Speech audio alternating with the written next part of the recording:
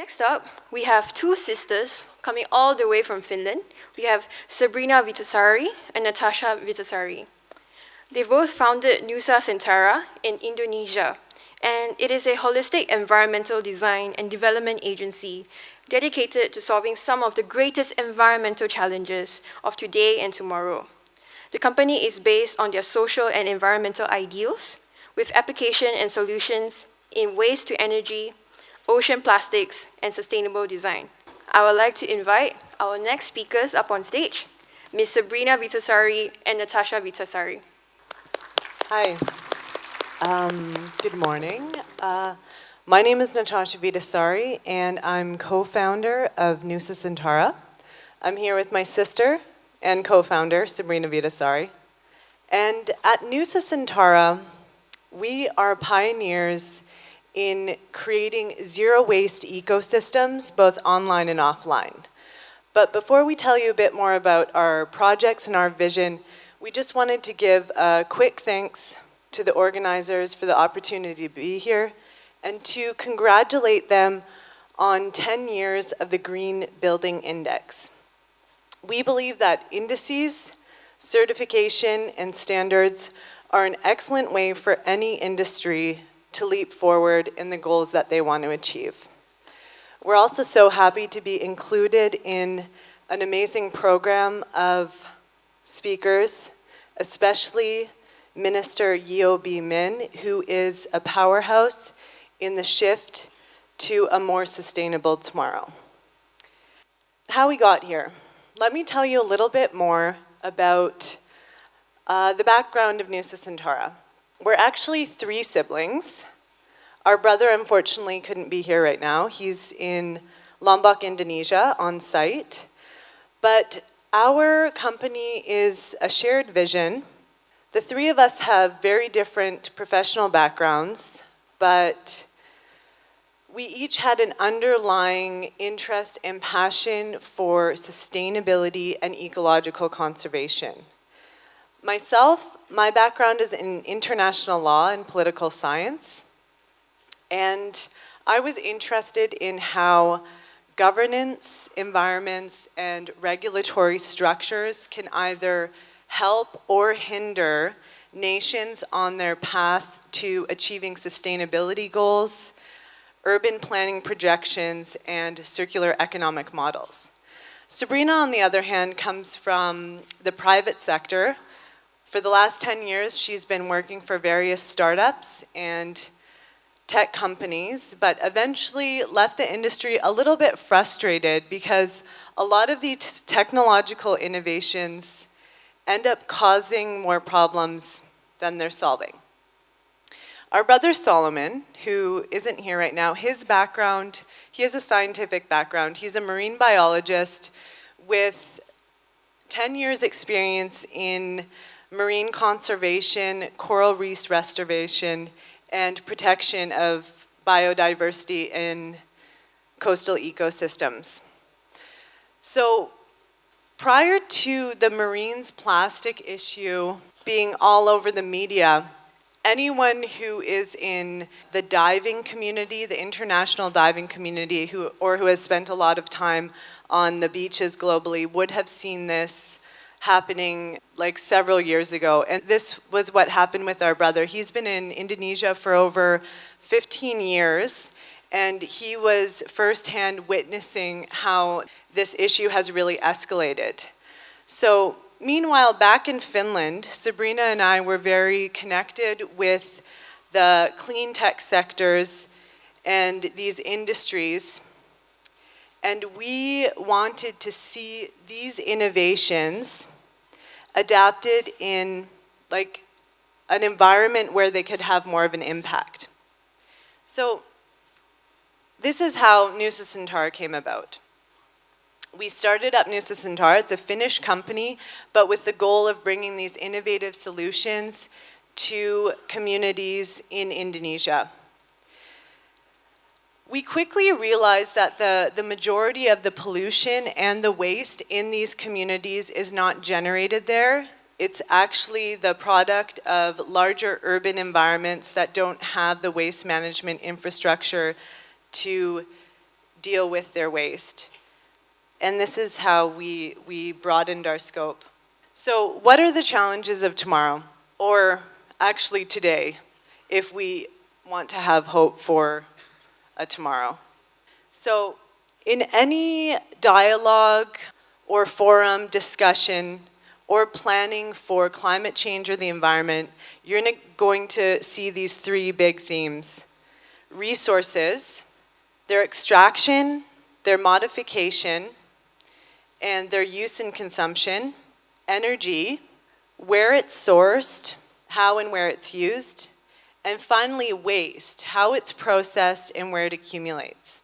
All of these are connected and overlap, no matter what socioeconomic model we're using. However, our current linear model of dealing with these big three isn't doing us any favors, leading to problems at every step of the way. So let's dig a little bit deeper into that.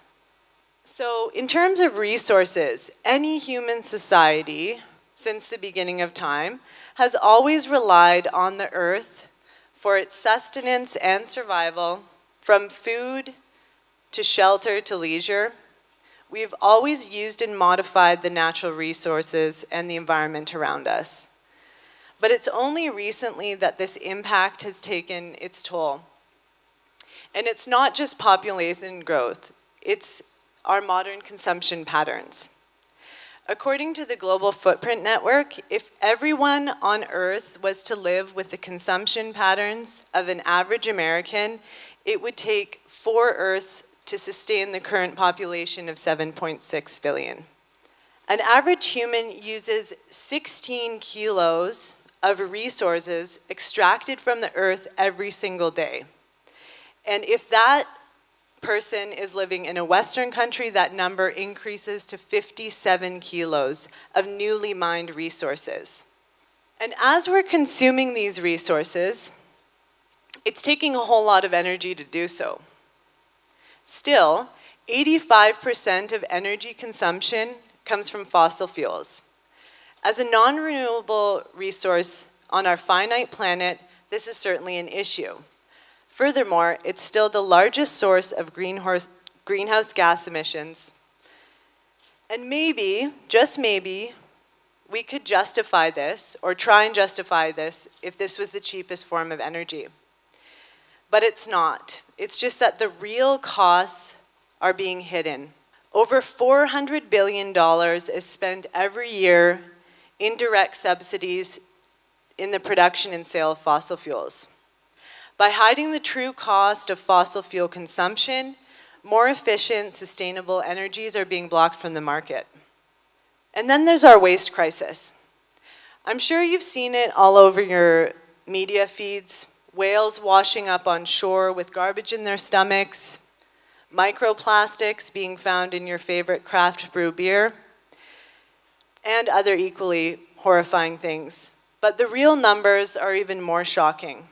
Out of the 8.5 billion tons of waste that has been produced, 91% of that has not been recycled. And even worse, 50% of all plastic produced is disposed of within the year. Until recently, many countries that were claiming to have sophisticated recycling policies were in fact just exporting their waste to other countries who didn't necessarily have the means to deal with that. This mismanagement of waste globally is how it ends up in our waterways and ultimately our oceans. It's now estimated that by 2030, there will be more plastic than fish in the ocean.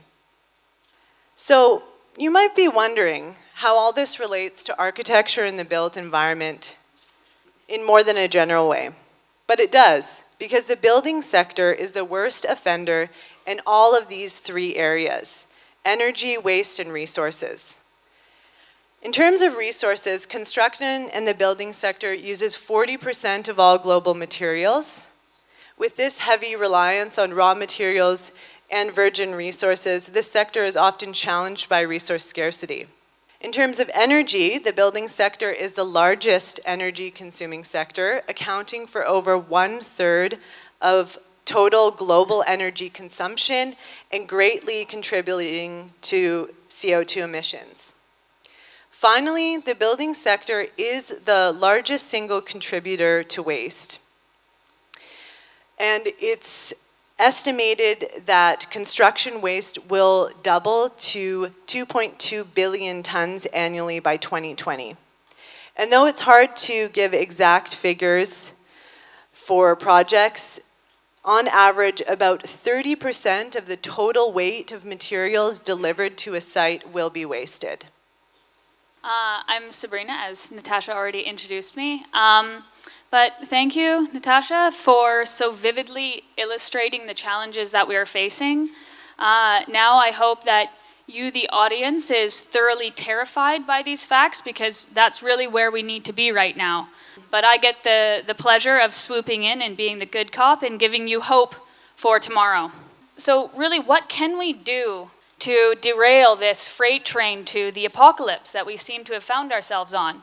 Because as Natasha already explained, we are facing an ever-dwindling amount of resources, and we are drowning, both literally and figuratively, in our own waste. And so it seems that we've found ourselves in a rather dire situation indeed. Well, like most great riddles, we believe that the problem, or the solution, lies within the problem. So, I'm going to take it back to the very beginning, literally, the Big Bang. And as Carl Sagan so poetically put it, we are all made of star stuff, or I like to think of it as space waste. But looking at it from this perspective, we can see a solution beginning to emerge. And no, I don't mean this, that we can all start eating garbage like this cow is doing, but instead, I would like to quote another brilliant mind. Pollution is just the resources we are not yet harvesting. We allow them to disperse because we are ignorant of their value. You see, waste is the solution. Waste is the solution for our energy crisis. Waste is the solution for our resource crisis. Waste is the solution for our waste crisis, as you'll see, because soon we'll realize that waste doesn't have to be waste. Waste is a solution for some crises that you don't even know that you have. But you might be saying, Sabrina, we've had recycling for almost 100 years now, and we're still drowning in our own waste. And yes, that is true. But the problem is we got mixed up in a linear model of centralized production, centralized collection. And that got us way off track in terms of understanding the necessary scale and scope for the ideal ecosystem to deal with our waste. You see, a huge amount of the economic value of such a system is lost when you begin to have to ship your garbage around, literally across the world, to deal with it. And you have to spend so much money collecting huge amounts of waste in order to justify shipping all of this garbage around the world. But when it comes to optimizing the efficiency, the technology in the technology itself, bigger is not always better. Case in point, now Sweden has to ship garbage from other countries in order to feed its incineration technology that it's invested in. Our approach is a little bit different. We combine localized waste-to-value technology with the scalability of a network economy. So instead of trying to centralize production and processing, we bring it down to as small of a standalone unit as possible and then duplicate that. So we like to think of it as scaling out, not up. This in turn has allowed us to create a model for not just decentralized, but you could even call it modular infrastructure development at a fraction of the normal cost. In short, we use local waste processed locally to make products or energy to serve local markets. When scaled, the impact of this is huge, as it capitalizes on the lost value of the traditional centralized model. And this has the result of, for example, why it costs $100 for a sack of cement in Papua New Guinea. These are the economies that we want to tap into.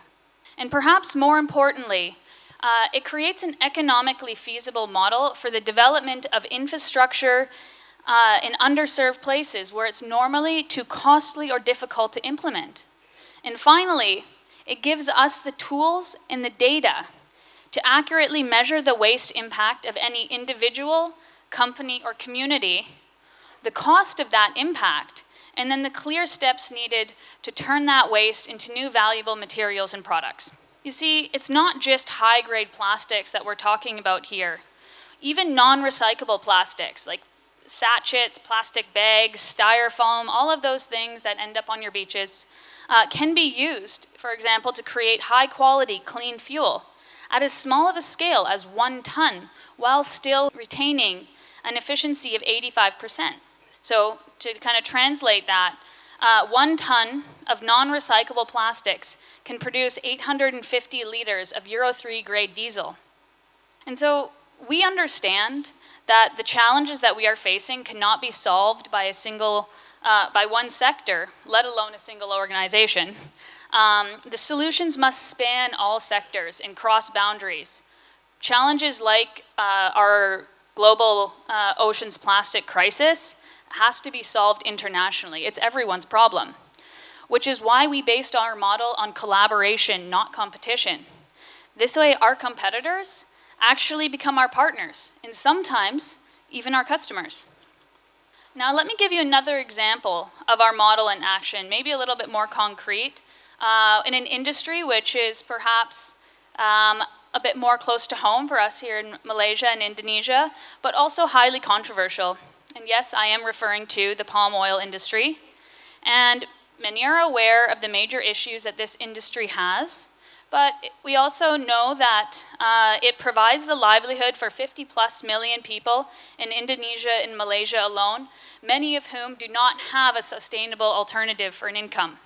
And we believe that instead of just imposing regulations, which are necessary to transform the industry, we actually want to transform the industry from the inside out by providing incentives to the stakeholders at every stage of the process to adopt more sustainable processes.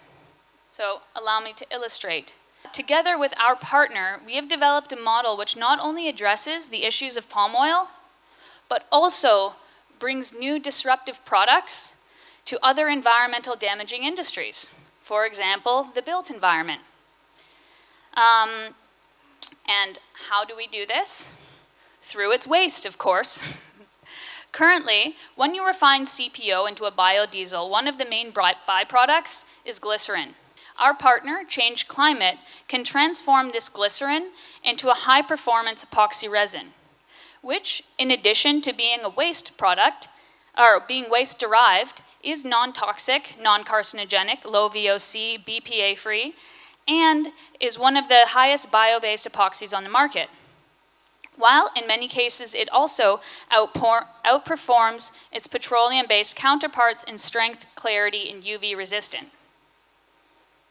So not only does this epoxy come with all of the benefits of being a non-toxic product in a previously market saturated by toxic products, but at $3,000 to $20,000 a ton, it can be more valuable than the biodiesel itself. And there is more. When you combine this resin with other waste streams, it produces even more valuable materials. For example, you can mix it with spent palm oil or palm husks, and you can create a formaldehyde-free particle board, something which is now in the production is a cause of a lot of deforestation because often tropical hardwoods are used to produce medium density particle board. You can mix it with construction rubble to be producing cement alternatives for one of the most hard to recycle materials on the planet. The applications are truly endless, especially for the built sector. Now, you might really be asking, can we actually afford to fix these problems? And we like to think, yes. Yes, yes, and yes. Not only should we start to consider the billions that we're spending on things like fossil fuel subsidies, which are causing the barriers, like Natasha mentioned, for newer and more innovative products to enter the market. We can also start carving into the $1.25 trillion global recycling waste management industry, which, if allocated slightly more effectively, could be solving a lot of issues. And then the 4.5 trillion of the market potential for the circular economy. The money is there to fix these problems. And we kind of want to leave you with a bit of a call to action, because it's not really can we afford to do it, but more importantly, can we afford not to? It's not just the 400 billion in fuel subsidies where we're hemorrhaging money in our current economic model. And there's also no excuse not to, because the tech is already here, and it's a lot cheaper than you think. That 1-ton unit that I mentioned earlier that produces 850 liters of diesel is around the cost of a mid-range SUV. These aren't millions of dollars of infrastructure projects. These are affordable solutions which can be implemented even from a small to large scale. And we like to think that there is more than enough garbage for everyone. It's like no matter what industry you're in, there are solutions which you can be using to transform your waste into new valuable revenue streams. We have now illustrated with both terrifying facts and inspirational facts enough for you to make you shift your perception into understanding what waste really is. It is not a substance, but it is a state of mind. And once we shift this perspective, we can become alchemists of garbage. And instead of mining our earth, we can begin to mine our landfills. We can begin to mine our construction sites, and we can begin to mine, hopefully, that massive patch of garbage in the middle of the Pacific. Please join us in the waste evolution. Thank you. Thank you.